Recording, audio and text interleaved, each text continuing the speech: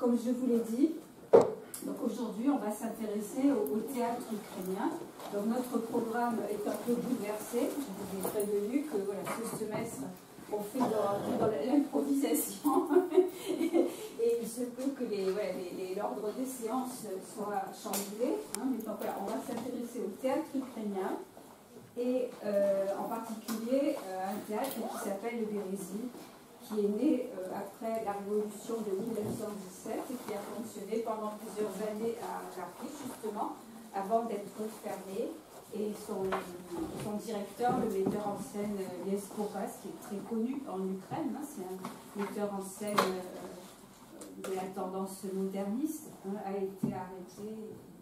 Il a été exécuté, comme malheureusement beaucoup d'intellectuels. Apprendre le français. Notre étudiante universitaire, Christina Christou, a aidé à réaliser ces présentations pour vous. Grâce à la professeure Pascal Marani, qui s'intéresse au théâtre ukrainien, je vous propose aujourd'hui ces matériaux. Nous parlons de l'histoire de l'entreprise, symbolisme du prénom Bérézine, revue du symbolisme, structure du théâtre objectif, les Kourbas, Bérézine au XXe siècle, la pièce de manière anglaise, Bérézine en 2022-2025, via la recherche ukrainienne.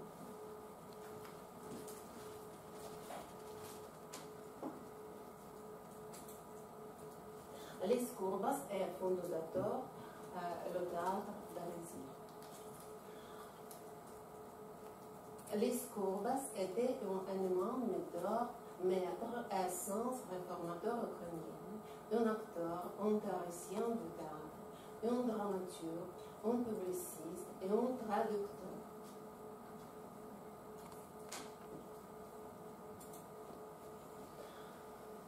Ses grandeurs résident dans le fait qu'il a achevé à lui seul en 5 ans le travail qui, dans l'autre nation culturelle, est réalisé par plusieurs générations de metteurs en scène.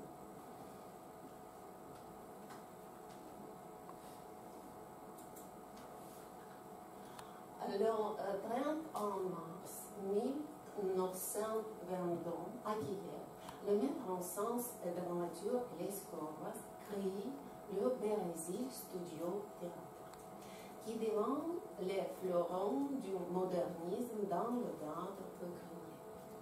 Le théâtre a fonctionné comme théâtre d'effet de 1922 à 1926 et de 1926 à 1933 dans la capitale de l'époque, Kharkiv.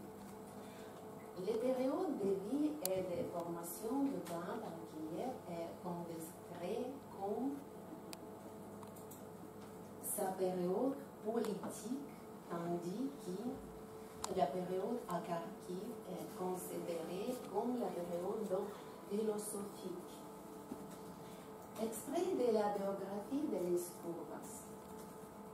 Alexandre Zenon Kourbas est né en 1896 à Peremchi, qui faisant alors part de l'Empire austro-hongrien, dans une famille de comédiens.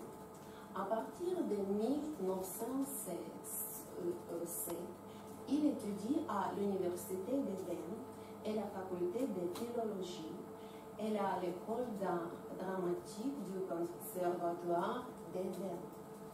2 ans plus tard, Les Kourbas retournent à Lviv, où il poursuit ses meurtres au sens ancien de la troupe de théâtre amateur Sokol. À partir de l'été 1911, il travaille au théâtre Rutsu théâtre Rutsu. En 1912-1914, au théâtre professionnel interne Ruska Besida. Et en 1905, il fonde le premier théâtre professionnel fixe à Ternopil. Ternopil est ville dans l'Ukraine. C'est là qui Mykola Sadowski assistait à l'une de ses représentations et invitait les Skourbas dans son théâtre. Les Skourbas, l'instant accueilli. Théâtre Brésil par les Skourbas. Dans les nombreuses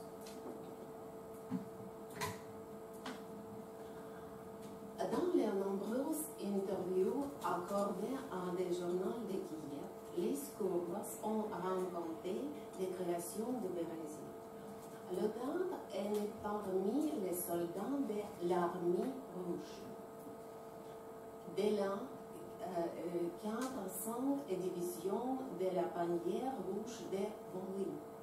Un petit groupe d'acteurs de revers et de soldats d'argent sans loquet, sans public, a concentré tout son attention sur le travail studio, à la recherche de leur propre ordre à la formation technique, orientant ses efforts vers la création des bases du théâtre du futur. Le théâtre a été fondé le 30 mars 1922. La session artistique du Brésil, qui deviendra plus tard le théâtre du Brésil, a été fondée à ce moment-là. Symbolisme du nom Brésil. Ce nom est symbolique, car dans l'ancienne langue ukrainienne, il signifiait Mars. Ce mot Brésil provient du calendrier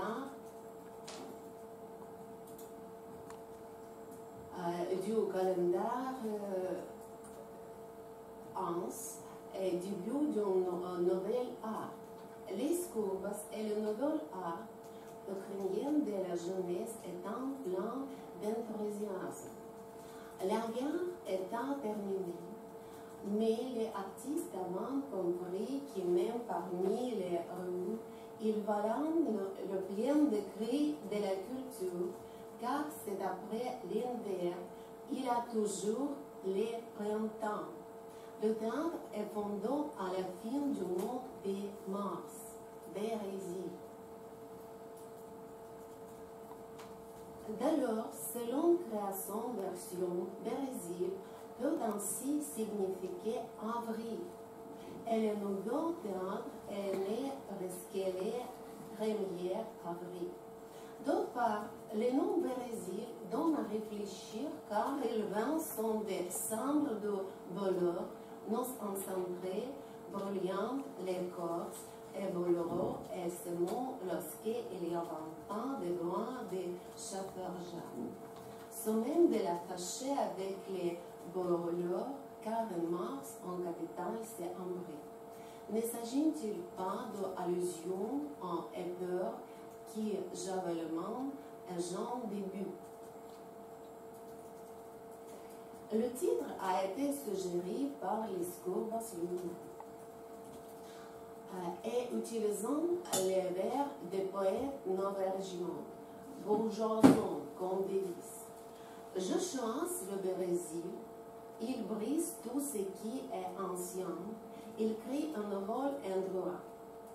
Les Skourbas déclarent l'essence de l'activité créatrice du Brésil étant qui nommant. Et n'ayant idéologie principale et contenue dans le programme. L'utilisation et le développement les plus larges possibles, l'héritage artistique et la culture nationale, folklorique et professionnelle, ainsi qu'il a un intérêt de réalisation spirituelle dans l'histoire de la civilisation. Il élargit les répertoires de la compagnie qu'il dirige par des représentations d'autres l'Europe occidentale et urgent la préférence est donnée aux pièces du nouveau drame, né charnés des 9e et 20e siècles.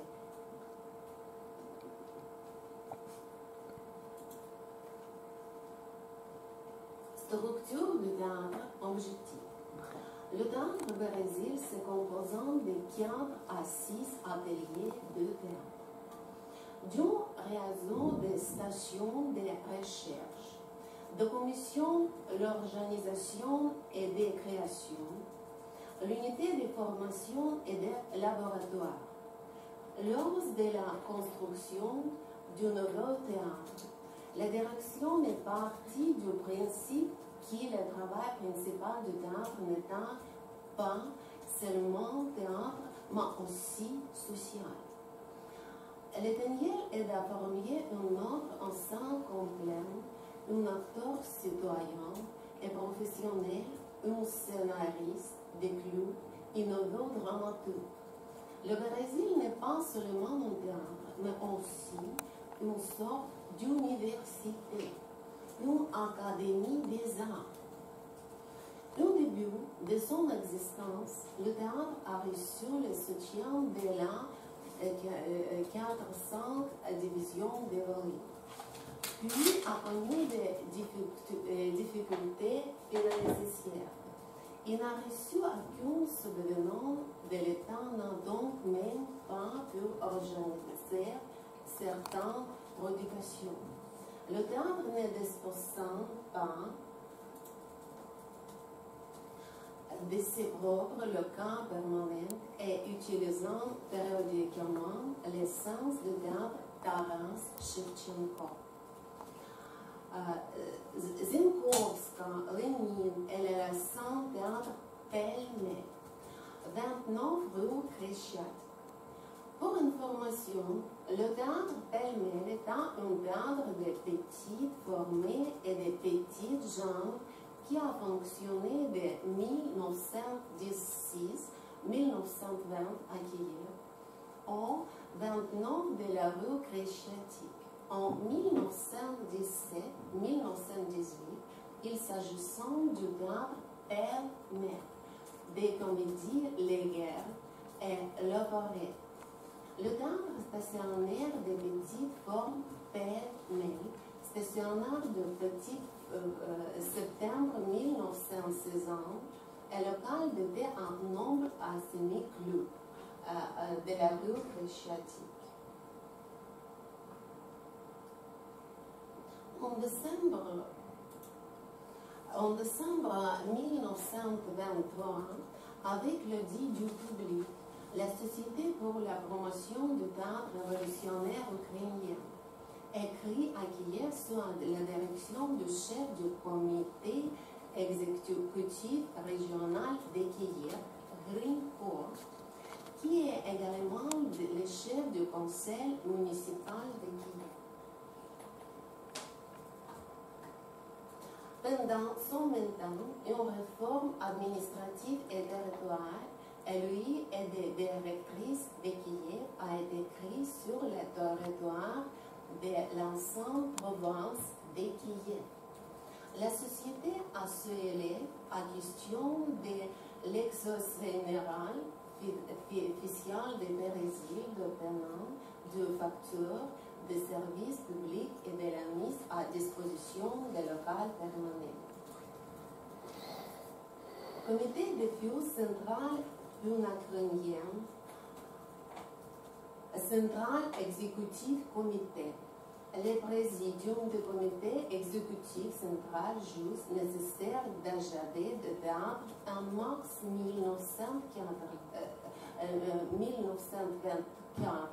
le Conseil des commissaires du peuple de la République socialiste soviétique ukrainienne adopte une résolution.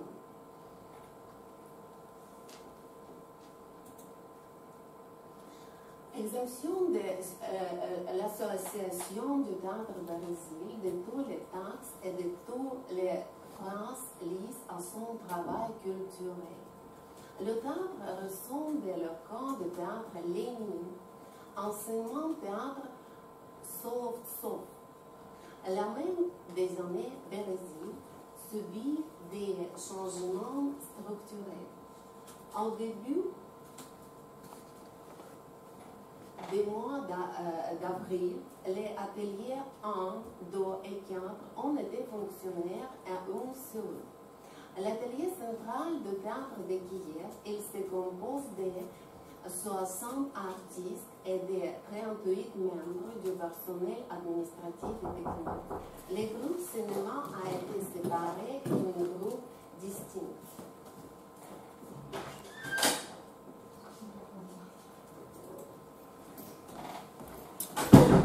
À l'automne, les ateliers 3 et 5, Bilac et Boris sont liquidés.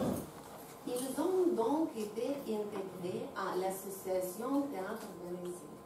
L'atelier central de Kiev, dirigé par Leskovas, est stoppé par Lopansky. Les acteurs Ivan Marinenko, Ambrosi Yushno, Lyubov Nakalevich, Yosef Virnia, Stepan Kanada et d'autres. Il y a également un atelier à Odessa et 4 ateliers territoires d'agitation paysanne. Bilatsev est un dans le district de Shevchenkivsky à Kiev. Entre les ateliers importants pour le travail expérimental et studio, la formation des réalisateurs est assurée par les laboratoires et réalisateurs. À partir du 4 mars 1923, siège des réalisateurs établis à Bérézile. Крушельницький, Верхацький, Балабан, Скляренко, Дубовик, Лишанський, Пігулович, Швачко. L'atelier de Manicté Bérézile, centre de formation de scénographie, travaille au singe des directeurs. Les activités de singe de notre ancien commandant, il travaille des sections. Interrogement la systématisation à l'expérience, clou,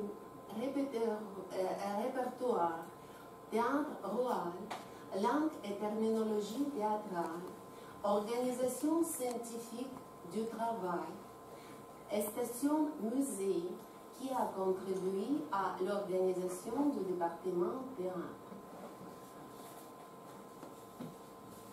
Parmi les principaux scénographies ukrainiennes à l'origine du phénomène de l'avant-garde, classique ukrainien figure.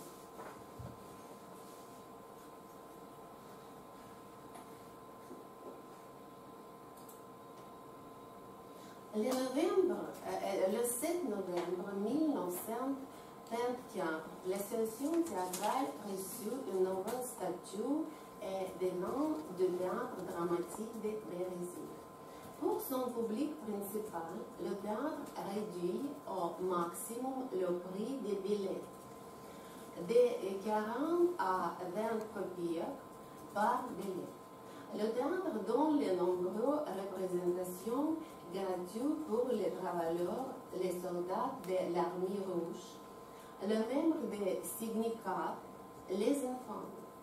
Des représentations également lui donnent les clubs et des équipes, les productions, les clubs de métallurgistes, les clubs Spiridon, les musées bolcheviques et Arsenal, les parcs du tramway Lénine, les parcs du tram Lénine.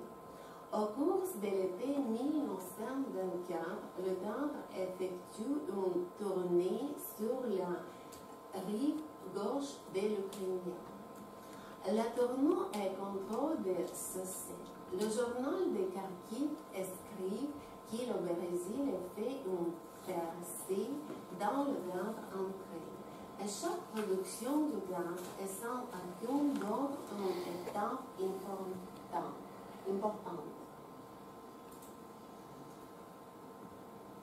Les pièces de la capitale et celles de Kiev ont également fait l'éloge du Bérézile, collectant qu'il l'association du seul foyer de culture, théâtre, atelier et profond une écrit. du meilleur théâtre de Kiev et d'Ukraine, de la meilleure distribution de la RSS d'Ukraine. Le théâtre du Brésil montant littéralement tout. S'est concentré sur la période des grands noms du théâtre. La pièce des années 1920, qui était popularisée à l'époque, elle est classique. Par exemple, Shakespeare, Molière, Taras Shevchenko. S'éteindre à ce séduire le public est maintenant essent à œuvre d'une manière à dessiner et à civilité. Même s'il y a censure exige certains révolutionnaires. Les courbas n'est même pas ensemble des pièces d'artillerie grossesse, mais des œuvres classiques.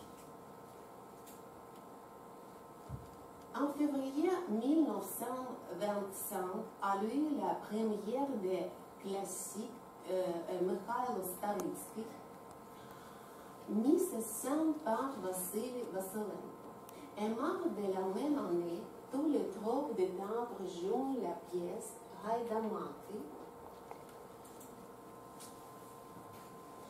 dédiée à l'anniversaire de Taras Shevchenko. En même moment, l'exposition internationale des arts décoratifs et de l'industrie de l'art contemporain à Paris a annoncé que la pièce de théâtre Brésil avant est récompensée par le Médité d'or décerné par le jury international. La dernière saison du théâtre de Kiev a commencé par des prémices en octobre 1925 avec la première communion dansée, Mykola Kulish. En nombre, la première, les Jasquets de Mérimée. Et en décembre, la dernière production de Courbas à Kiev.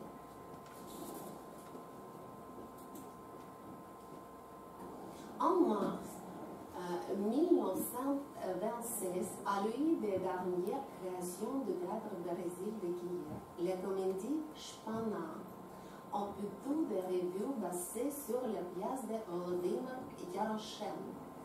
Une revue est une variété et une représentation théâtrale revue composée de petites séances vocales et instrumentales, de danse et de cirque, des genres différents, mais réunis par un thème commun. La première est le 19 mars sous la direction de Bob.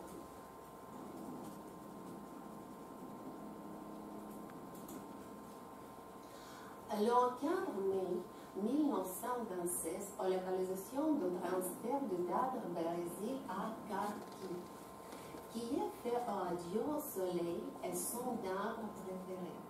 Le public a assisté des extraits et pour les premières des dernières saisons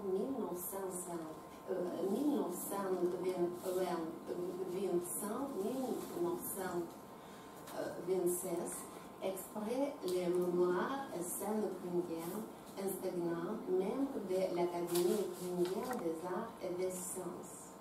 Les adieux du théâtre Brésil à Kiev. Le Brésil étant sur le point d'étendre sa saison d'automne 1926 à Kharkiv étant le premier théâtre du pays.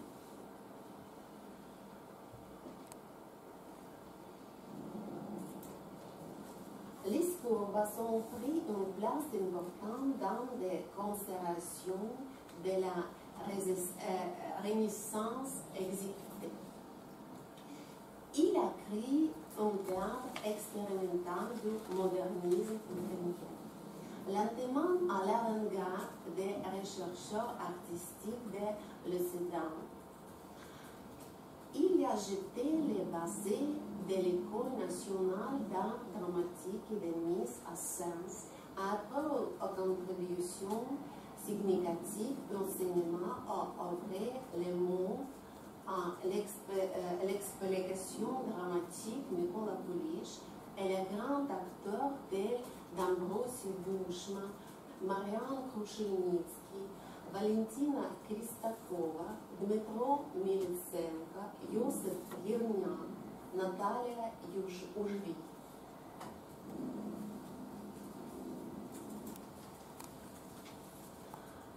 Kurbas a porté le théâtre ukrainien en niveau mondial et l'a réformé. Il a travaillé comme acteur, metteur en scène, enseignant, publiciste et traducteur. Il a créé plusieurs groupes artistiques sans les gens théâtre.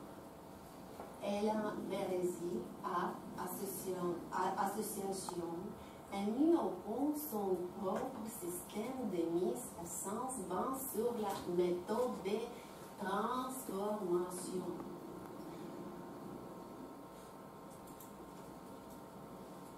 Kurbas était une personne européenne, formée dans un contexte européen, ayant étudié en Europe. Il a fait une révolution et bouleverse à perception du travail des acteurs, l'approche des représentations, a changé les choses visualisées et plastiques. La philosophie du théâtre de notre ensemble ukrainien est basée sur les idées scientifiques les plus modernes qui se répandant en Europe à l'époque. Cependant, dans le contexte soviétique, il est devenu une victime des représentations soviétiques. Kurbas était un expérimentateur infatigable, un homme qui recherche toujours et n'est pas satisfait de ce qu'il a trouvé. Même dans sa jeunesse, il est fasciné par l'idée d'écrire une nouvelle théâtre qui répondra aux problèmes et défis de l'époque et le rêve d'un théâtre de la nouvelle ère.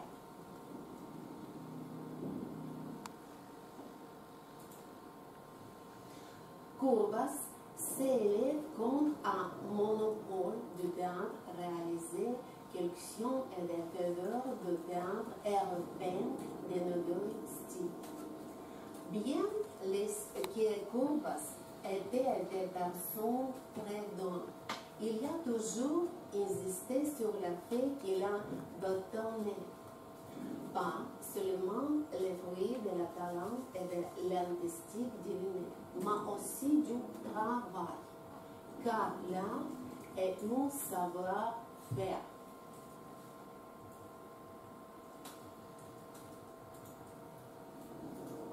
En 1917, les Kurbas a créé un jeune théâtre qui a révolutionné la scène théâtrale ukrainienne de ses œuvres. Selon Lubchenko, Kurbas a exprimé en mis à jour l'idée d'écrire un théâtre de nouveau européen.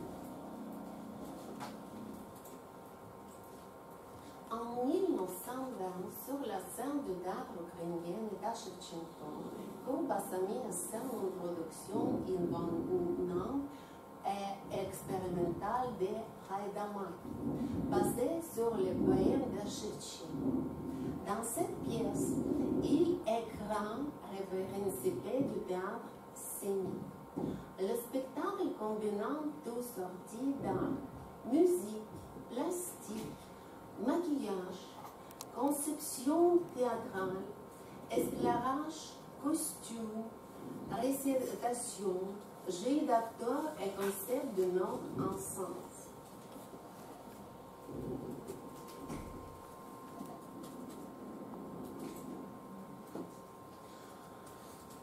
Dès 1922, 1925, 1926, Kurbas combinait le cinéma et le théâtre. Il place un écran sur la scène. Pendant une représentation pour moment l'inconscient, concept de Freud, 2 € sur scène, c'est-à-dire que l'écran sur scène n'est pas un savoir-faire du 20e siècle, mais une traduction du Kurbas.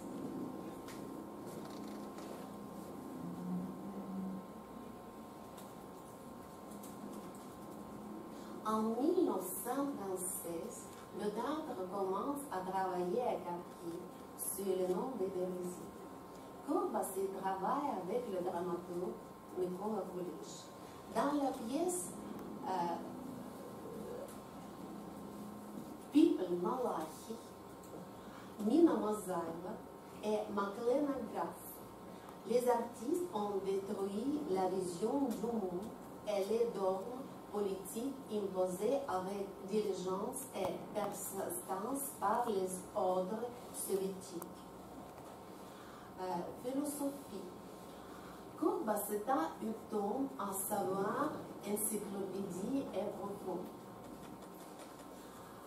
Kurbas du Barnet est, selon les chercheurs, ils lui ont inclus la conflictuation inhérente et qu'une personne peut faire beaucoup.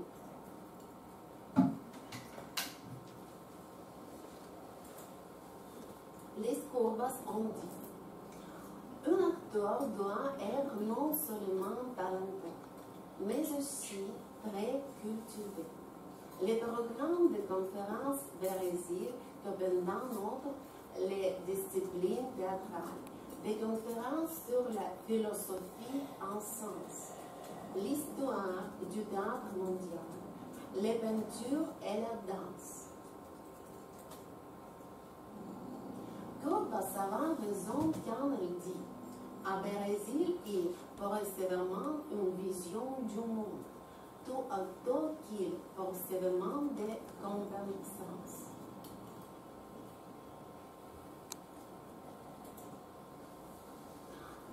Le Brésil dans la culture théâtrale mondiale.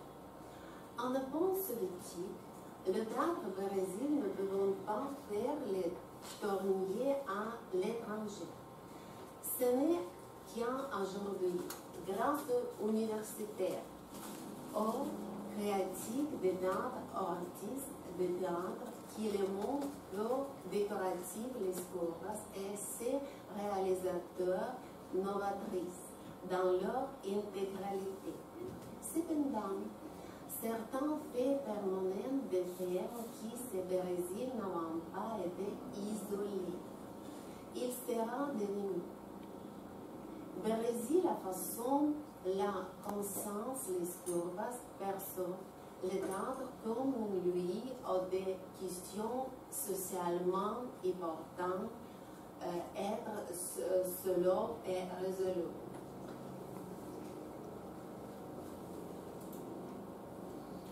Kurbas rêvait de surmonter l'isolement provenant du théâtre ukrainien et les sentiments de son intériorité. C'est pourquoi il a toujours incité pour que le théâtre ukrainien s'oriente vers le théâtre mondial et se ne contente pas des mondiales russes secondaires. Dans son journal, Kurbas comparait le théâtre à un temple, un lieu où la sphère de l'être humain est importante. En effet, le théâtre est un temple et il doit en propre et silencieux, même si on fait tout sortir des prairies. La répression et la mort les Kurbas.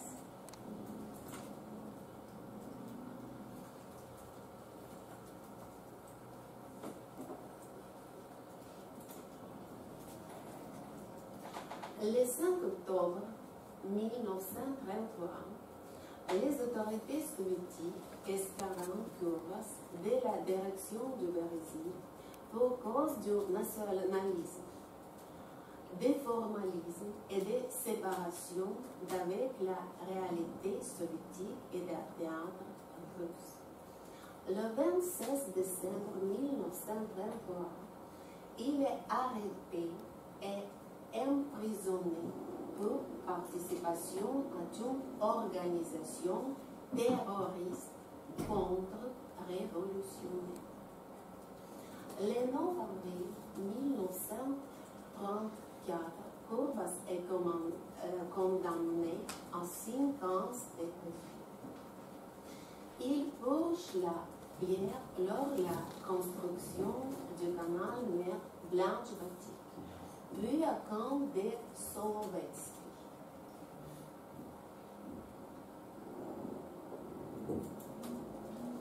Au cours de l'été 1937, les autorités soviétiques ont condamné à mort 1825 personnes dans la prison spéciale de Solovetsky. Le nom de Kurbas figure sur cette liste. Le 3 novembre, l'artiste est abattu dans le quartier de Sandarme.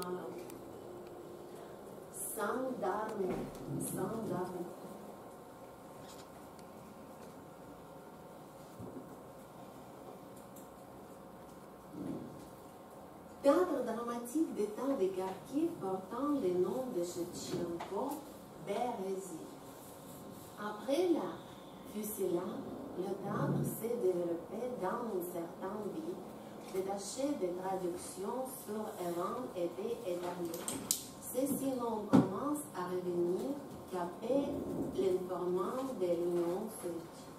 Nous, Ukrainiens, avons notre version méthodique de travail pour les nôtres, en sens les acteurs qui Kurbas a créé avec le théâtre de Bérézil. Elle s'appelle transformation. Selon lui, le théâtre devant transformer le matériau de la réalité est une intériorité figurative qui devant évoquer le plus grand nombre de processus associatifs. Pour moi, la méthode de Kurbas est un flux devant d'énergie des pièces. D'amélioration ne soit pas le travail sur sens.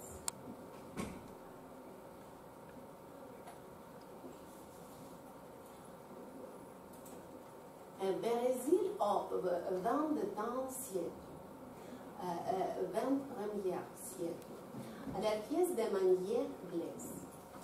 Dans l'œuvre de l'écrivain français Claude Manière Blaise, de 1959, on retrouve les traits du théâtre de l'absurde. Parmi les qui dormi la technique créatrice du paradoxe. Selon le genre, il convient de la définir comme une comédie extrêmement sature d'éléments de farce et de bouffonnière, mais conformément à la vision du monde moderne du XXe siècle.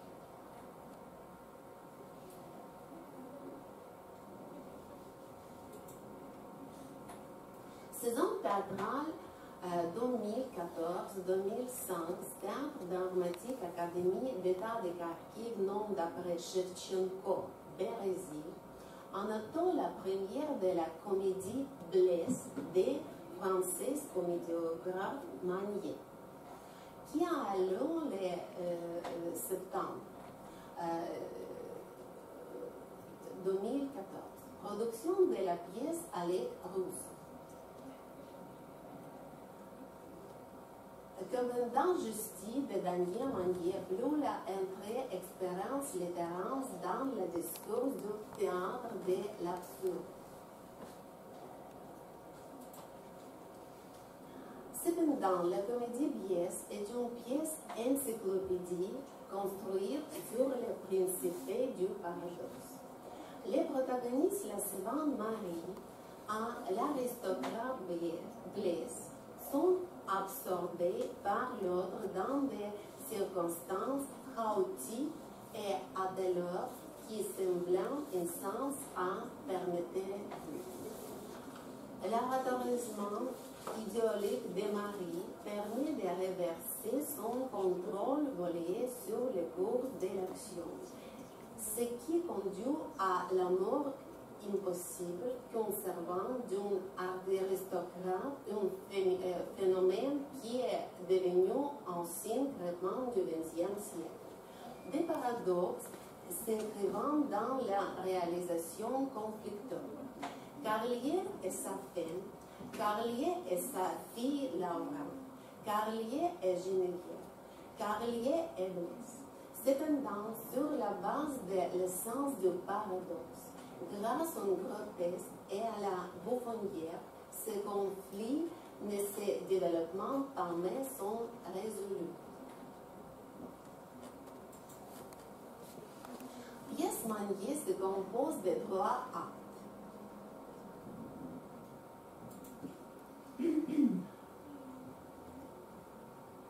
Huit acteurs sont indiqués par manière de différentes manières, les sons selon les types d'activité, les femmes selon les signes extérieurs, l'émotivité et d'allucidité avancent les noms. Bliss, ces héros sont contrastés selon l'âge. Joue mûr, par origine aristocrate, rupture. Selon la recherche matérielle, plus riche, par sphère de réalisation de soins à faire, par des lances familières problèmes, genre d'auteur.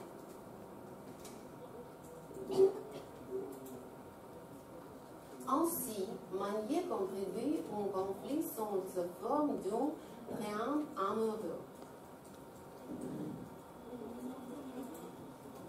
Le protagoniste féminin représente les conflictions, c'est réalisateur le personnage masculin, mais ce dernier de le certain mari, qui à la suite de l'évolution, parce que les chevaux interviews de la servante à ce peinture a bien nommé Blaise.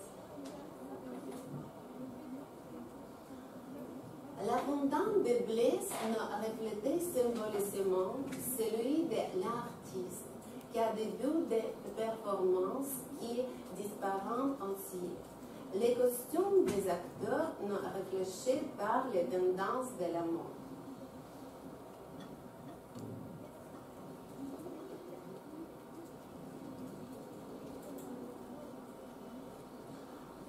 Cependant, nos dérivations parlaient de les images la vie de Carly Laura, créée par Caterina Madrilenko.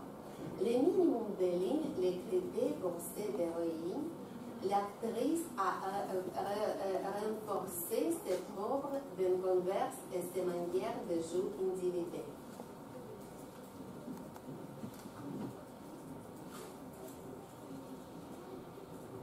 Le salon a une touche géométrique de lignes et de proportions simples.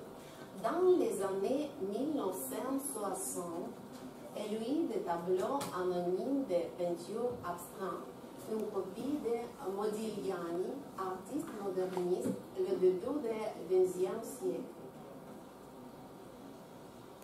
Selon le concept du cadre de l'absurde manière, accumule et manière chaotique dans l'intrigue des coïncidences qui réservent des situations de nuit lassantes.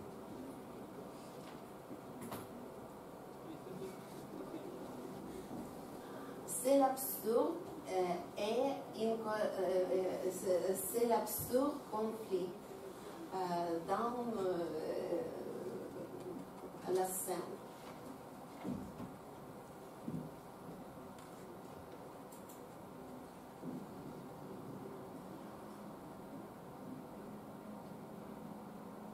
Et maintenant, je propose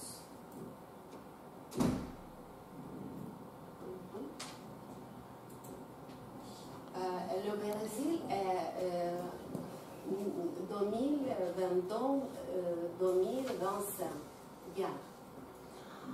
Le cadre a connu des moments difficiles depuis,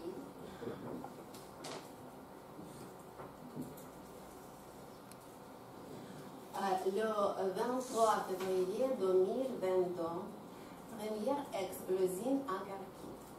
Le 25 février, jour l'anniversaire de l'Escouras, et les ouvriers du théâtre, les acteurs ont rejoint les rangs des forces de l'armée ukrainienne et des Terrabaron. Certains d'entre eux sont restés à Kharkiv, comme Pasechnik lui-même. D'autres sont allés dans la ville d'Ukraine et à l'étranger. L'un des acteurs du théâtre, Roman Ziro, se trouve actuellement dans la République tchèque, à Prague. Là, il a organisé des événements avec ses collègues du théâtre tchèque et a fait de la publicité. Il a diffusé toutes les informations sur nous. Selon lui, tout le monde attend, espère et croit que nous allons certainement nous rencontrer et célébrer ensemble cette journée et un moment plus favorable. Interrogé sur l'ambition et soin à l'épique Pasechnik, a noté qu'il s'agit d'une conservation difficile à faire. N'est-ce pas facile? Le meilleur de tous ceux qui ne sont pas à Kharkiv.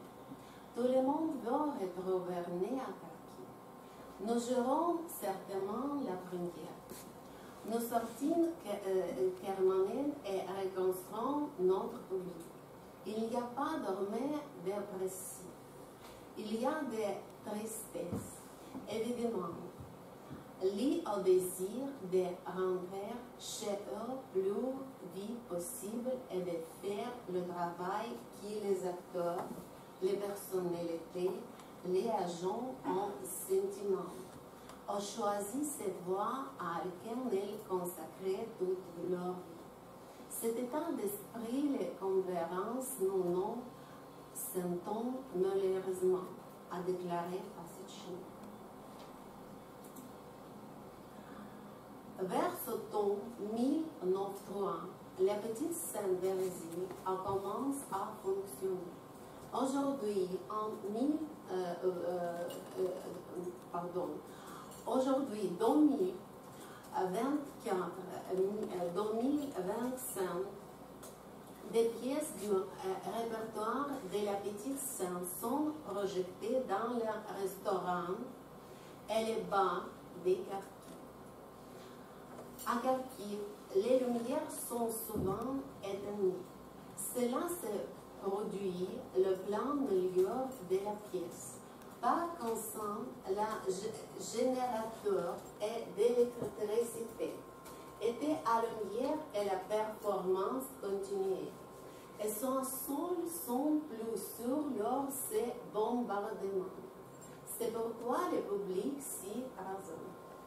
Ces restaurants disposant d'une science et dictement spectacle, éclairage de théâtre, musique, écran. Les acteurs importent des décors avec eux. Les restaurants sont différents à chaque fois. Via Internet, du théâtre,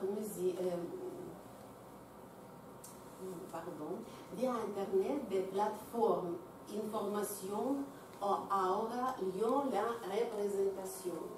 Le bâtiment de théâtre Brésil est fermé. Des agents de sécurité et des contrôleurs à travailler désormais. Une affiche est accrochée à la porte fermée du bâtiment du théâtre. Une liste de représentation de la petite scène du mois. Orchestre. Petit Crimes Moreau de Schmidt, français escriteur. 10 ou 5 acteurs jouent dans la représentation. Ainsi, le Brésil continue de vivre pendant la guerre. Merci pour votre attention. Si vous avez des questions, je serai ravie de répondre. Merci Stéphane.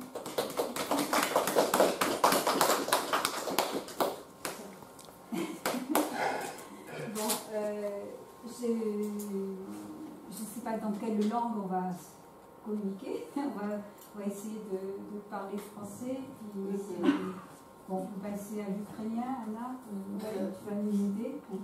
Et bon, il y a Anastasie qui nous a rejoint, qui est ukrainienne, de Dnipro.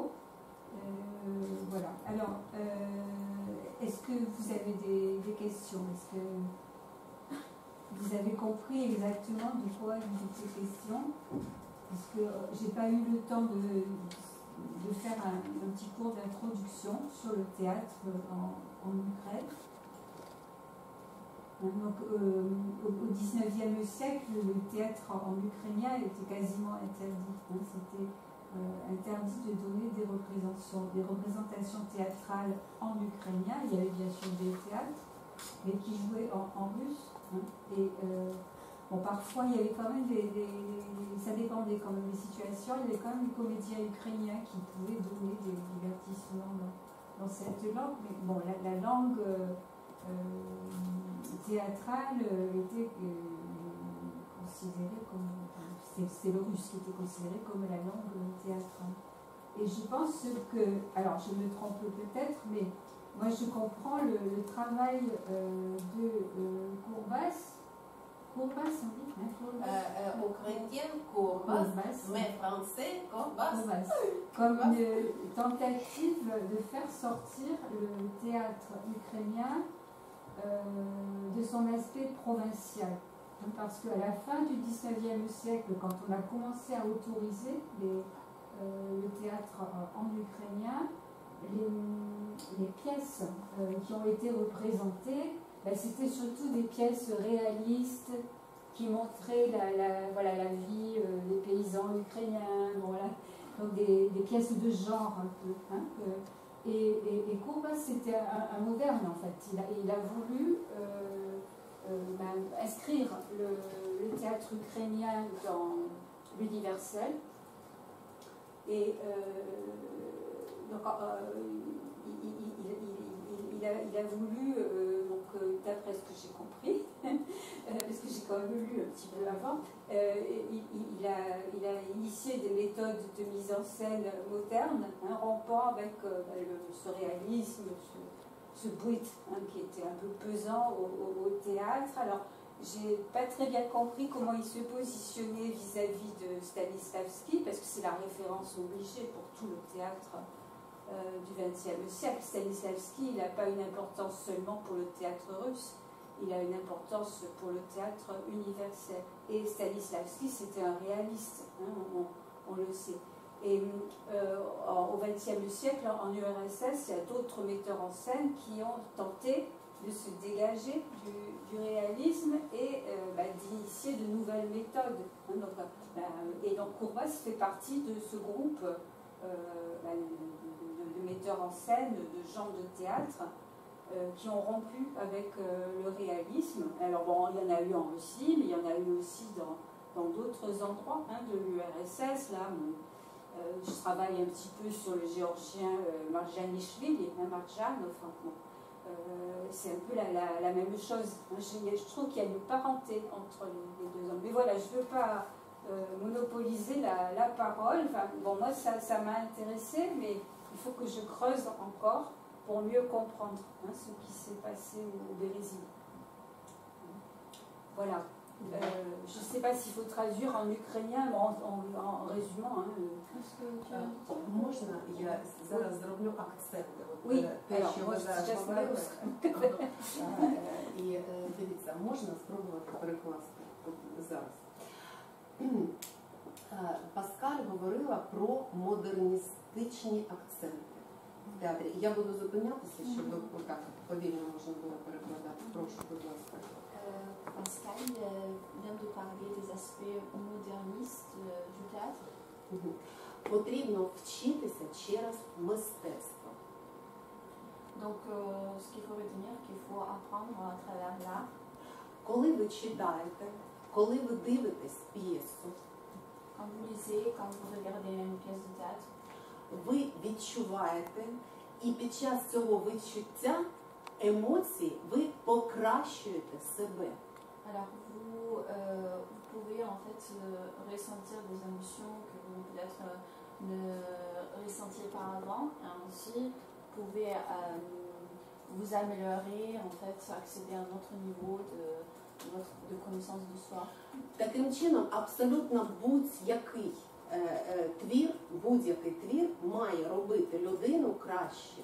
Ainsi, n'importe quelle œuvre d'art doit en fait élever la personne, la rendre meilleure. І тут важлива емоція, саме емоція, а не візуальна картинка. Ce qui est important, c'est l'émotion, pas juste le visuel, le support visuel. Він використовував такий технічний прийом. Лесь Курбас в 20-ті роки ввів технічний прийом. Dans les années 20 du XXe siècle, Las a introduit une telle méthode technique. Коли з'явилося німе кіно, він використовував в театрі екран. Quand, à l'apparition du cinéma muet, donc il a commencé à mettre sur scène un écran. І коли актор грав, на екрані була картинка його підсвідомості. Quand en fait un comédien jouait sur scène, une sorte d'images de son inconscient ont été projetées sur l'écran. Він перший в світі зробив цей технічний прийом. Il était le premier au monde d'introduire cette méthode sur scène. На харківській сцені під час прем'єри Гайдамаки, під час українського твору. Sur la scène du théâtre de Kharkiv, donc pendant la pièce Haïdamake, cet événement. Тобто він один із перших перепрочитував класичні твори 19 століття. Donc il était parmi les premiers qui ont en fait révisité les œuvres classiques du 19e siècle. І в них шукав саме цю модерністську емоційну реакцію. Et c'est là qu'en les révisant, il cherchait une sorte de réaction en fait moderniste, cette émotion particulière et comment la présenter, la mettre en scène. Важливим було те, що він був проти кровопролиття. Ce qui est important, c'est qu'il était contre en fait la violence. Тому що це був період після Першої світової війни і після революції в 17-му році, яка відбулася на території Радянської імперії. Parce que c'était une période juste après la Première Guerre mondiale, après la révolution de 1917.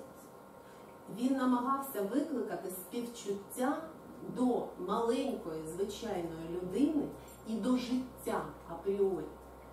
Donc il a essayé de provoquer une sorte de l'empathie envers des êtres humains donc normaux, ordinaires, donc qui vivent la vie quotidienne. І говорив про те, що життя найцінніше. Et ce qu'il disait, qu'il soulignait que donc, le plus important c'est la vie humaine. І парадоксом є те, що за ці прекрасні ідеї його убили. Ce qui est paradoxal que pour ces idées magnifiques, il a été exécuté. Merci pour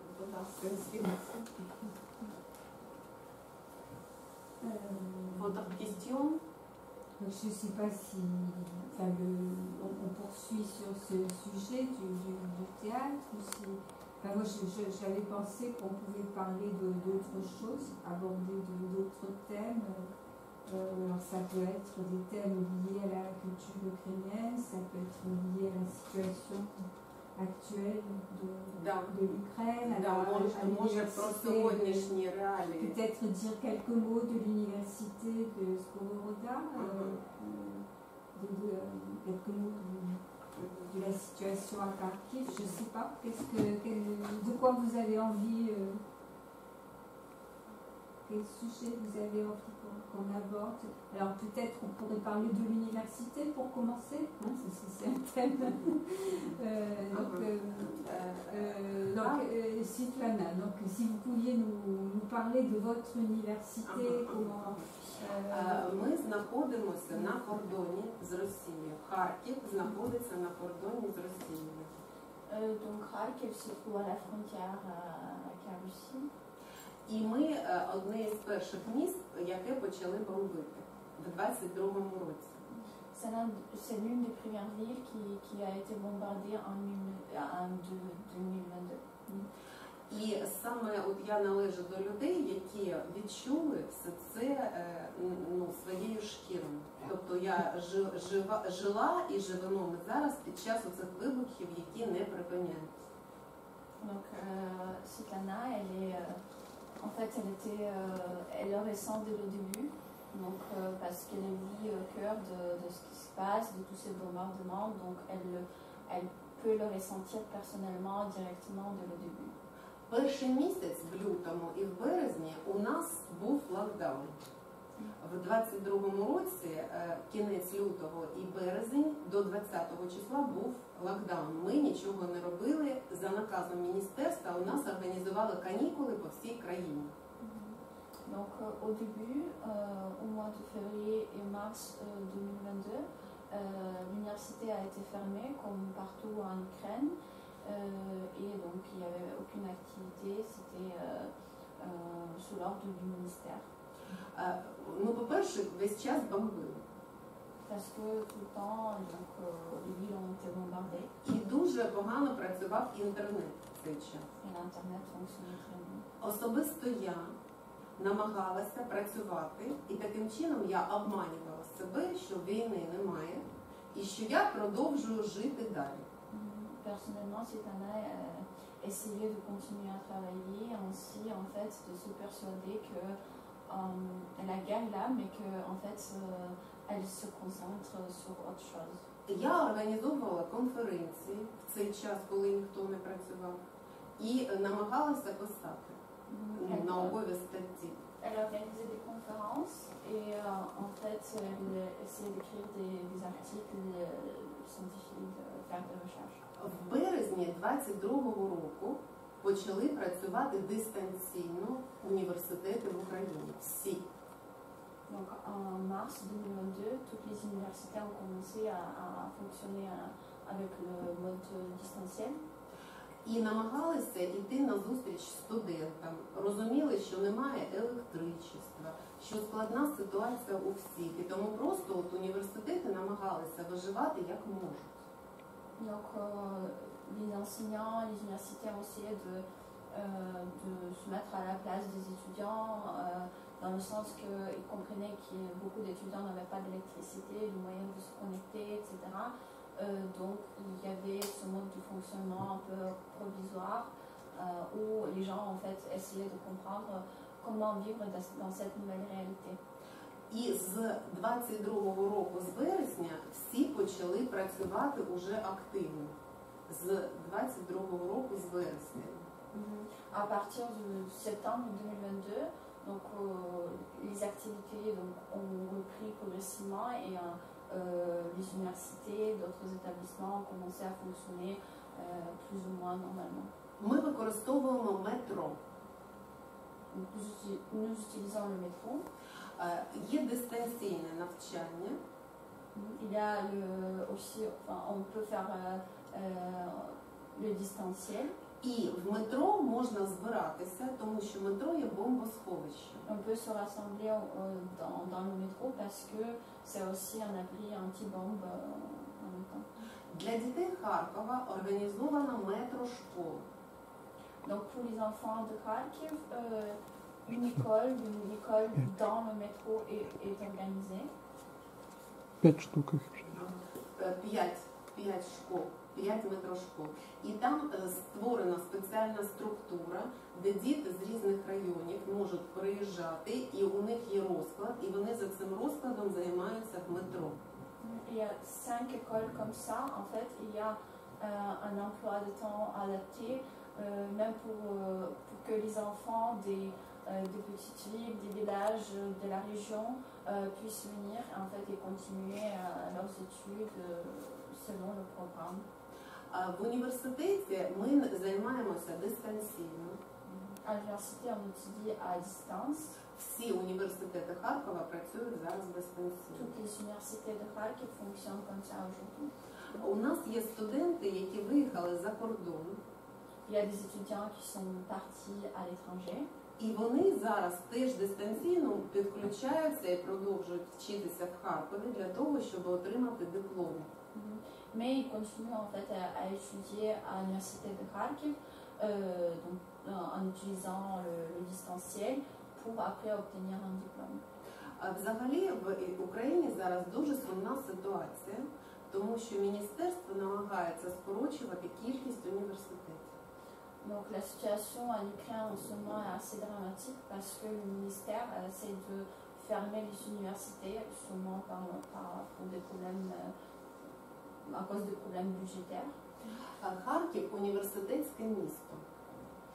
Kharkiv est une ville étudiante. В Харкові більше 20 університетів. Il y a plus de 20 universités à Kharkiv. І в Харкові завжди вчилися люди з різних країн світу. Et même beaucoup d'étudiants internationaux venaient à Kharkiv pour leurs études. І зараз намагаються скорочувати кількість цих університетів. Закривають. Et aujourd'hui, voilà, le nombre d'universités diminue progressivement. Це такі йдуть розпорядження з міністерства. C'est l'État, c'est le ministère. Тобто намагаються з нас робити аграрну країну. La stratégie est de faire de l'Ukraine de nouveau un pays agricole. Хоча у нас є великі інтелектуальні здобутки. Malgré le fait qu'on a quand même beaucoup de progrès dans le domaine de recherche, dans le domaine intellectuel. Наприклад, ви філологи. Par exemple, vous êtes І ви знаєте ім'я філолога світового Потебня. Олександр Потебня. Vous avez peut-être entendu parler d'un philologue connu à travers le monde, Alexander Potebnia, який відкрив внутрішню форму слова. qui a en fait fait ses recherches autour de la forme du mot intérieur, on dit ça comme ça, de la forme intérieure. Да, і він жив саме в Харкові, це харківський науковець. Il vient de Kharkiv. І у нас є багато письменників, і тобто все це дуже сумно. Il y a beaucoup d'écrivains aussi en Ukraine, donc c'est assez triste. Et je pense que le pays agricole, c'est dans le sens que c'est pas parce qu'il y a ces ressources et des terres fertiles en Ukraine, c'est un fait, mais encore de réduire en fait l'Ukraine à un pays qui va servir pour fournir des ressources dans d'autres pays plus importants, mais qui, par exemple, du point de vue intellectuel, ne va pas exporter grand-chose. Хоча є люди, які хочуть жити саме в Україні, саме в Харкові, це студенти, які живуть, наприклад, мої діти живуть в Харкові. Même s'il y a beaucoup de jeunes aussi qui veulent rester en Ukraine, y compris les enfants de Svetlana qui veulent rester dans leur vie. Merci. Des questions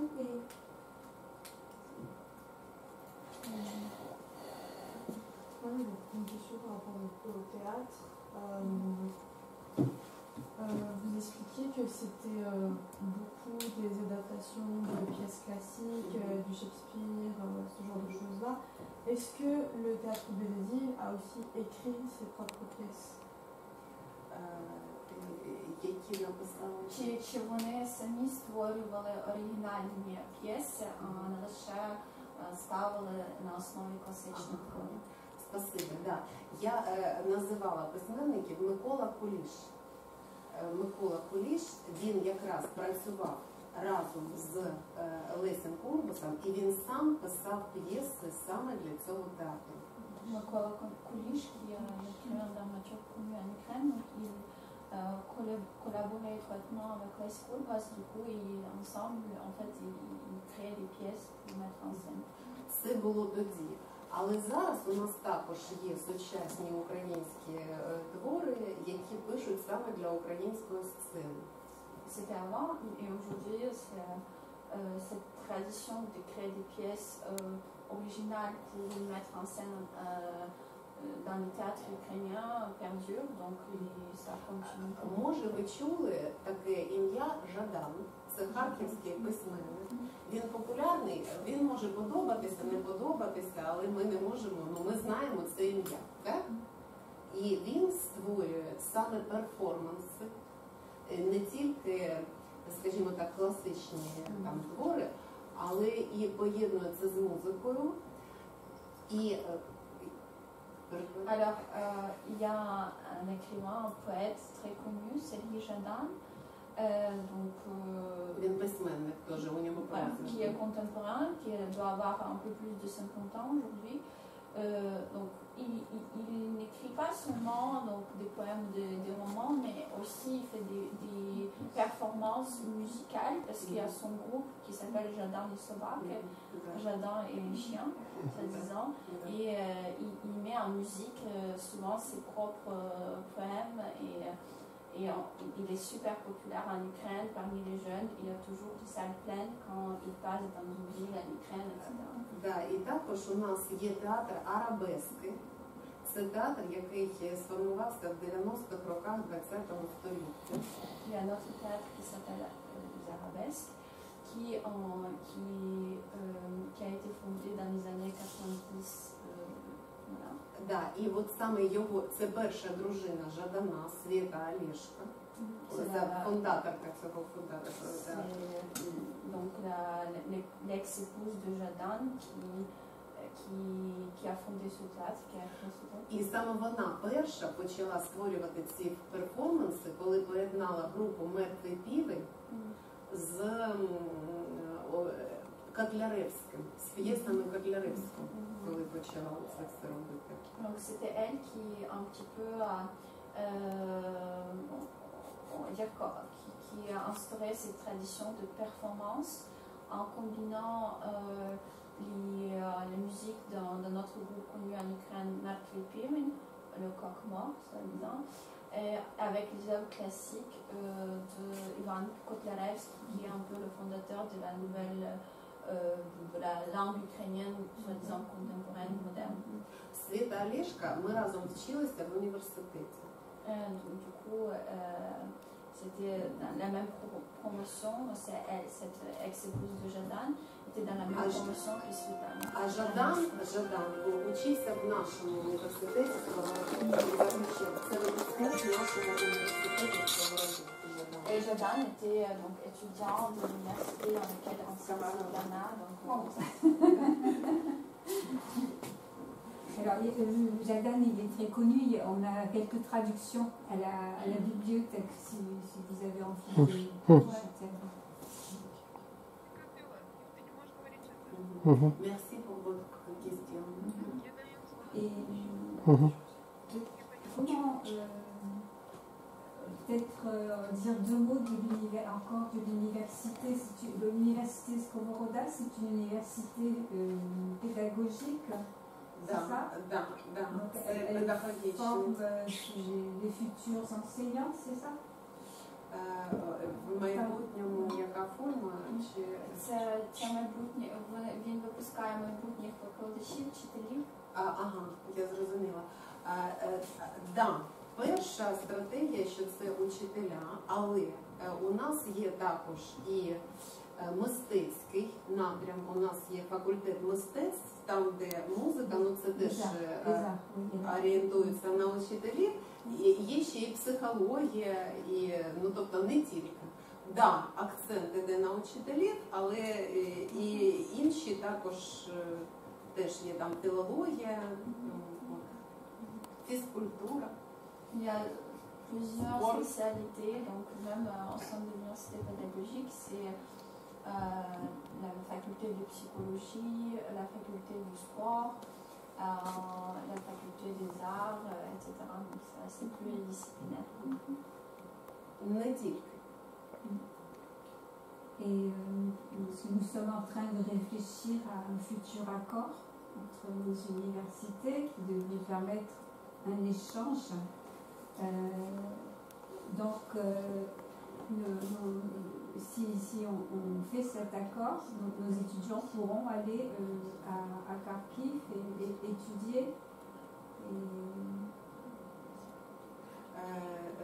Що в Харкові ми продовжуємо учитися. Катерина, може я щось неправильно, що ми продовжуємо учитися в Харкові, от ти так зараз спитала, правильно я зрозуміла? On est en train de réfléchir à la mise en place d'un accord avec l'université Skovoroda. Donc si cet accord est mis en place, les étudiants, enfin les futurs étudiants pourront aller à Kharkiv en mobilité. Oui, коли Паскаль говорить про те, що зараз той момент, коли має укластися угода міжуніверситетська, так? І чи можна буде організувати саме поїздку студентів з Бордо в Харків? Із великим задоволенням. І з великим задоволенням, звичайно, ми можемо, якщо вам не страшно, коли все.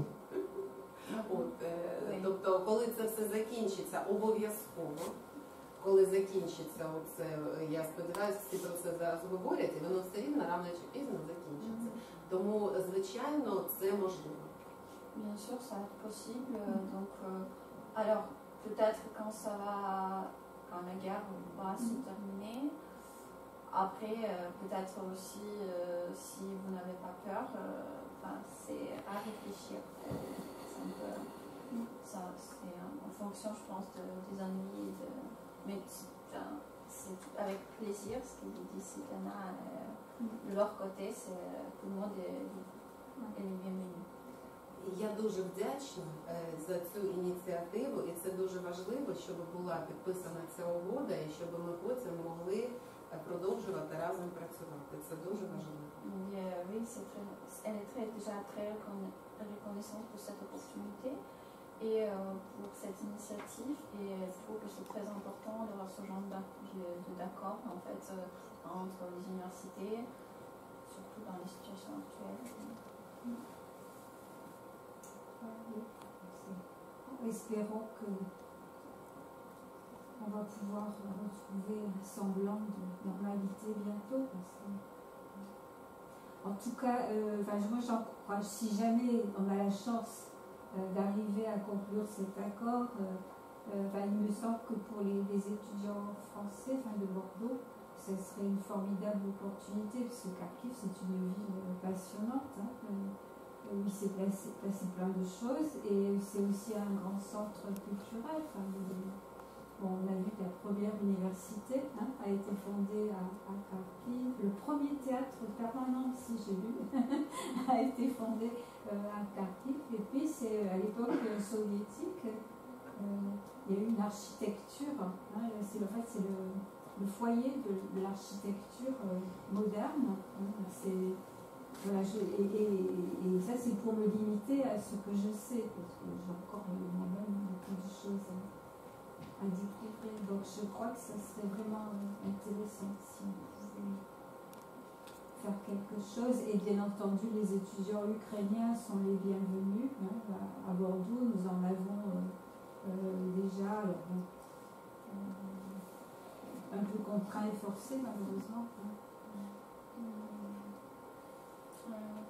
Паскаль каже, що звісно було чудово мати таку можливість відвідати Харків. Для студентів це було дуже цікаво, тому що вони також вивчали про те, що перший університет, перший театр саме відкрилися в Харкові. І взагалі Харків є таким центром модерністської архітектури. І багато що відбувалося, багато історичних подій відбувалося в Харкові, тому це було б звичайно цікаво. З одного боку, з іншого боку, українські студенти завжди українських студентів очікують тут. тому що цей культурний обмін має велике значення для міжкультурної комунікації, діалогу, дипломатії.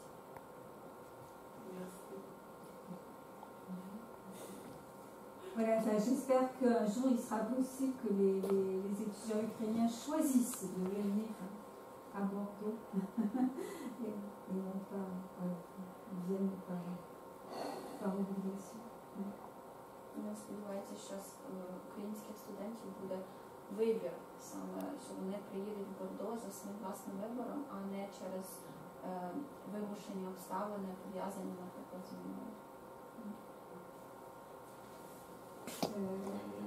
D'autres remarques, des questions? Je ne sais pas, on a encore un petit peu de temps. Hein.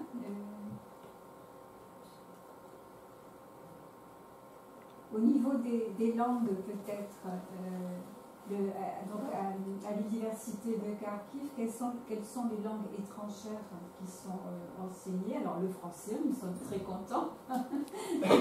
Et quelles autres langues? L'anglais, je présume. В університеті є два факультети. Факультет український, мовно-літературний імені Квітка Основ'яненка. Квітка Основ'яненка – це письменник, який жив в Харкові, український письменник. Il y a déjà la faculté de la langue et de la littérature ukrainienne, nommée d'après un écrivain connu de Kharkiv qui s'appelle Grigorij Kvitka Основ'яненко. І на цьому факультеті викладається українська мова, польська мова, і раніше викладалася російська мова. Donc, dans cette faculté, on enseigne l'ukrainien, le polonais, et avant, il y avait le russe. З 22-го року у нас не викладається російська мова ніде. У нас така зараз іде ініціатива, що ми її припинили вивчати і викладати російську мову. Le russe, depuis 2022, n'est plus enseigné ni étudié donc, en Ukraine. І у нас є факультет іноземної філології, на якому викладається англійська мова, французька мова, іспанська мова, китайська мова, японська мова, перська мова. Il y a la faculté donc, des langues étrangères où l'anglais, le français, l'espagnol, l'allemand, le chinois, le japonais et le persan sont enseignés. І єврейська, здається, щось таке, що здається. L'hébreu aussi. Donc ça risque de... Була італійська мова. Il y avait aussi l'italien. Ça risque de poser un problème parce qu'il faudrait qu'il y ait un cours d'ukrainien suffisamment intensif pour que les étudiants puissent suivre des cours en langue ukrainienne. J'aimerais bien avoir plus de... Mais là-bas sur place, il faudrait qu'il y ait aussi. Le problème, c'est qu'on ne peut pas faire ukrainien de la première année. Ah oui, pourquoi? C'est comme ça.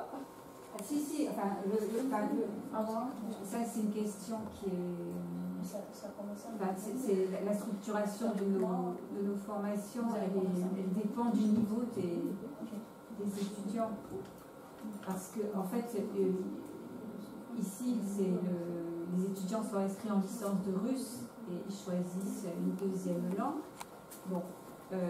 Mais ce qu'on veut éviter, c'est que les grands débutants aient deux langues à apprendre simultanément. Ouais, par exemple, moi j'étais en russe à l'ancienne, donc donc j'ai dû choisir, j'ai commencé la deuxième langue slave, la première année. Dès la première année. Je ne pouvais pas choisir l'ukrainien. À l'époque, on ne pouvait pas, non. C'était quand tu as commencé? Il y a 3 ans. Ouais. En quelle année? 2021. Ça devait juste être 2021. 2021. Ouais. Puisque du coup, vers 2020, la rentrée 2022. Tu te souviens, là, on avait demandé. Ouais. Et quand tu es arrivé à l'université, on a demandé l'ouverture de l'ukrainien. Et ils ont dit non. c'était avant la guerre.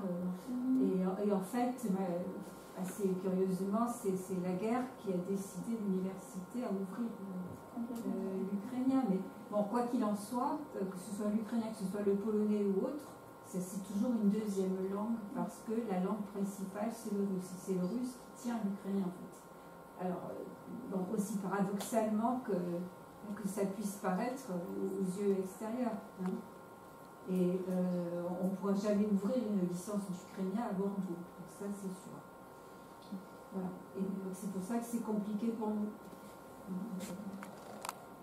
Dans l'avenir européen, Oui, moi, je il faut rêver. ne crois pas à ce genre de choses. Déjà, on a du mal à faire exister le polonais. Le polonais n'existe pas non plus. Le tchèque aussi. Mais ça, c'est une question. Enfin, je trouve que ça, c'est un débat important parce que, en fait, on se pose la question pourquoi aujourd'hui nous retrouvons dans cette situation au niveau mondial, au niveau européen, les rapports de force entre l'Europe, les États-Unis, la Russie, etc. Donc, le problème se trouve même là, en fait, parce qu'on néglige déjà les pays comme les pays baltes, la Pologne, etc., et leurs avis, leur histoire, etc. Donc on privilégie toujours les grands pays. Et en fait, ce qui se passe, c'est ce qui se passe actuellement et qu'on se retrouve de nouveau presque en 1938. Et voilà. Ben oui. Mais bon, enfin, c'est comme ça. Moi, je pense savoir apporter ma part à la défense des petites langues. Ah non, mais je pense que ça va être très compliqué, notamment sur le plan financier. On ne va pas pouvoir ouvrir une licence de polonais, une licence d'ukrainien. Alors ça, c'est pas possible. Enfin, à mon avis, ça ne marchera pas. Est-ce qu'il y a après, pourquoi c'est déjà... comme ça? Il faut demander pourquoi les étudiants s'inscrivent en licence de japonais ou en licence de coréen. Ouais. Pourquoi aussi. Ils sont libres, enfin voilà, personne ne les force. Donc oui, c'est un problème. C'est la mode aussi. C'est la mode. C'est la mode. C'est la mode. Ah oui, mais disons que je crois que quand même, c'est pas du tout que je veuille défendre la Russie, hein. On est bien d'accord. Mais le russe, historiquement, a une place centrale dans l'enseignement universitaire. Et donc, on peut contester cette place prédominante de la langue russe par rapport à d'autres langues slaves. Il n'empêche que c'est ainsi. Et à vouloir évincer le russe de l'enseignement, on risque de porter préjudice à toutes ces autres langues, que sont le polonais, que sont l'ukrainien, que sont le tchèque, voilà. Et moi je pense qu'il faut faire attention, et plutôt que de s'attaquer aux Russes, il faut reconsidérer nos enseignements et faire en sorte que les langues slaves, en fait, elles soient considérées au même niveau, et qu'on repense aussi le contenu de nos cours pour que les différents pays slaves que nous étudions soient considérés chacun comme à part entière, comme un pays indépendant. Il a sa propre culture, sa propre dignité. Voilà, je crois que c'est surtout ça qu'il faut faire. Et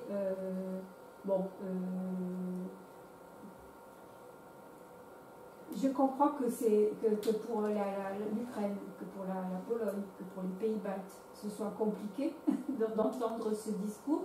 Mais bon, moi, je parle de ma position, qui est la position de française, donc, qui travaille dans un système éducatif qui est le nôtre, et où la Russie, forcément, va toujours tenir une certaine place. Donc, voilà, donc il faut faire attention à ce qu'on fait.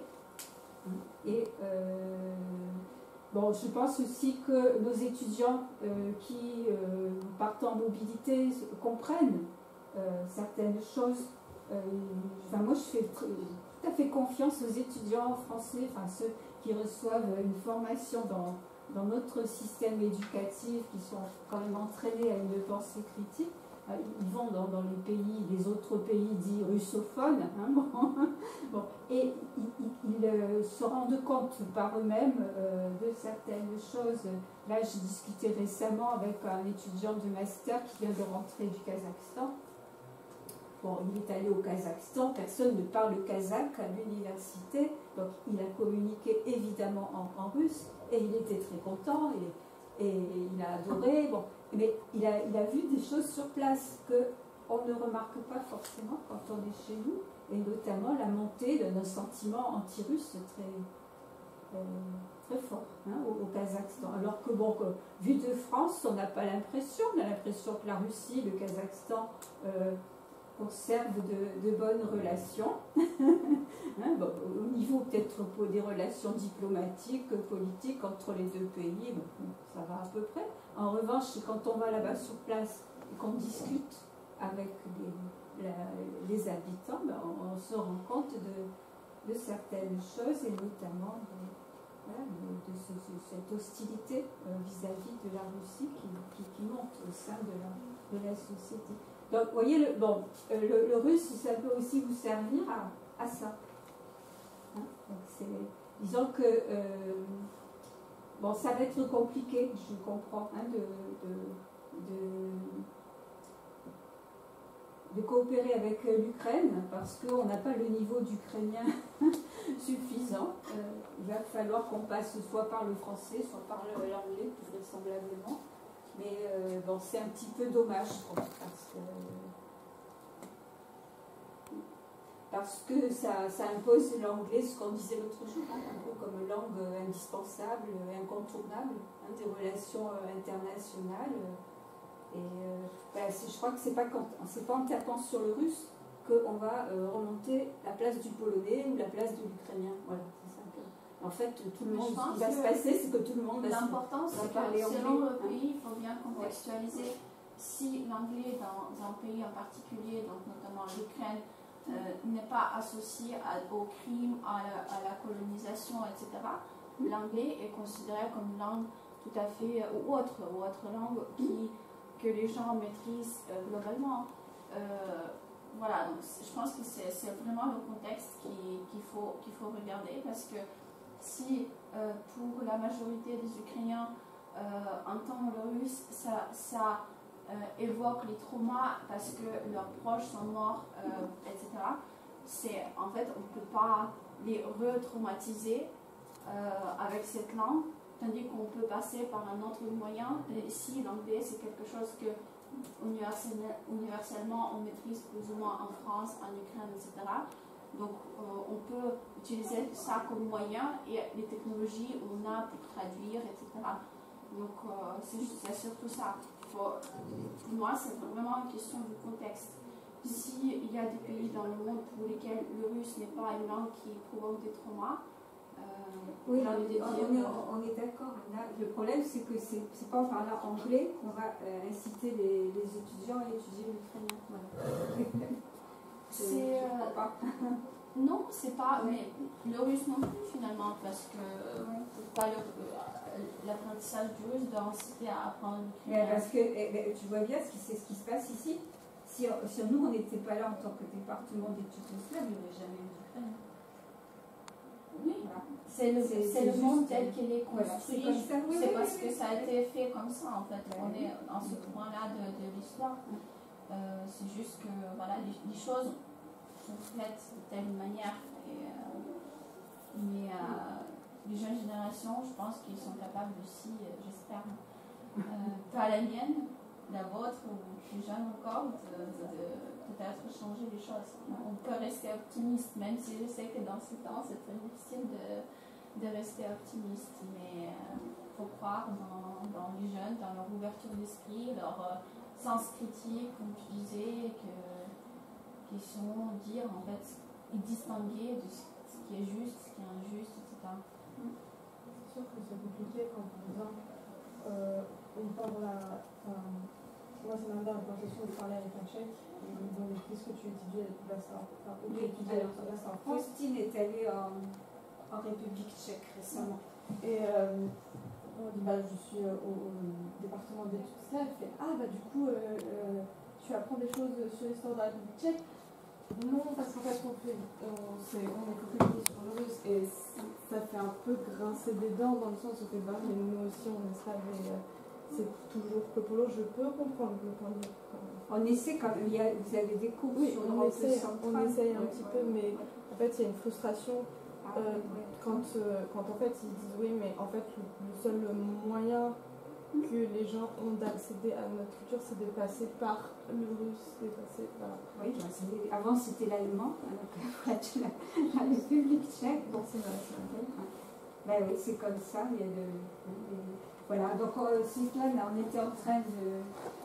Понятно, что были ассоциации с Чехословацкой республикой, с вот этими событиями, которые в 1968 году, вот это...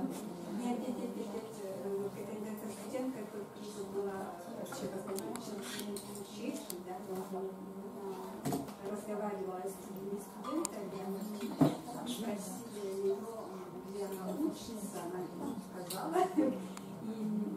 Они были немножко разочарованы, потому что узнали, что на нашей кафедре мы изучаем скорее всего историю России, а других стран очень мало, потому что некоторые немецкие преподаватели. Грузы Чехии еще, они же были под патронатом Советского Союза, и у них осталась вот эта травма. Да. Вот поэтому еще... Да. Они пытаются забыть. Ну вот. Bon. Il y a une chose que... Oui, on avait une question de la semaine dernière sur la masse d'armes. Ah, да. На прошлой неделе мы разговаривали о казахских символах в украинской культуре. И я показала студентам фотографии с президентами Украины. Вот, они держат вот эту булаву на день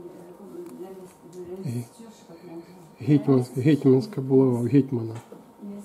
C'était quoi l'investiture? L'investiture des présidents ukrainiens, ils portent la masse cosaque. На інаугурації президента, так, у нас є традиція булаву так тримати. Et alors, donc la question c'était quoi déjà? La question c'était est-ce que c'est une masse historique qui est utilisée tout le temps ou est-ce qu'ils ont chacun la leur ou... Est-ce que c'est la même masse qui est utilisée pour tous les présidents et c'est un objet un peu historique ou est-ce que chacun peut faire ça avec son commun Чи під час інаугурації завжди використовуються ті самі історичні об'єкти, предмети, чи кожен президент може вирішувати? Спасибо.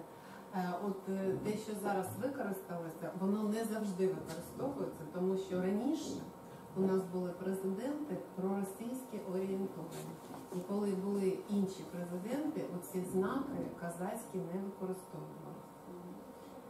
Donc avant, quand il y avait les présidents russes, il n'y avait pas ces symboles, on va dire, plutôt nationaux qui sont utilisés actuellement, pour des raisons évidentes, parce que c'était le président. А взагалі казацтво, інститут казацтва орієнтований на свободу. І от головна ідея – це свобода. І коли використовуються ці казацькі атрибути, сенс не в тому, щоб тримати булаву, а в тому, щоб показати, що ми хочемо бути вільними і що ми орієнтуємося на свободу. Donc on va dire que tout ce qui est associé à l'époque cosaque est associé aussi à la liberté. Et en fait tous ces attributs cosaques sont associés au symbole de liberté. Et quand on montre donc boulava, comment on dit en français? La masse. La masse. Donc c'est pas parce qu'on veut démontrer, mettre en lumière cet objet en particulier, mais parce qu'on veut faire une sorte de déclaration, de dire qu'on veut être un pays libre.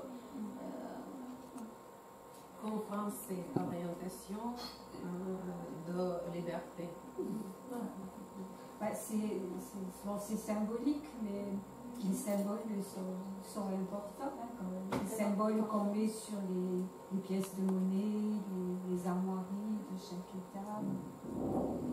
Et en France, c'est l'olivier. Il n'y a plus ça maintenant. Avant, quand on avait les francs, on avait les rameaux d'olivier et la semeuse. Il y a un chêne parfois sur les pièces de 2 € qui sont frappées en France. En général, c'est ou Marianne ou le chêne. Marianne, ben oui, Marianne, en fait, voilà, c'est un peu l'équivalent pour la France. Voilà. Bon, ben merci. Merci à Merci tous. pour votre question, pour votre question, pour votre temps. Bon, donc il va falloir livrer les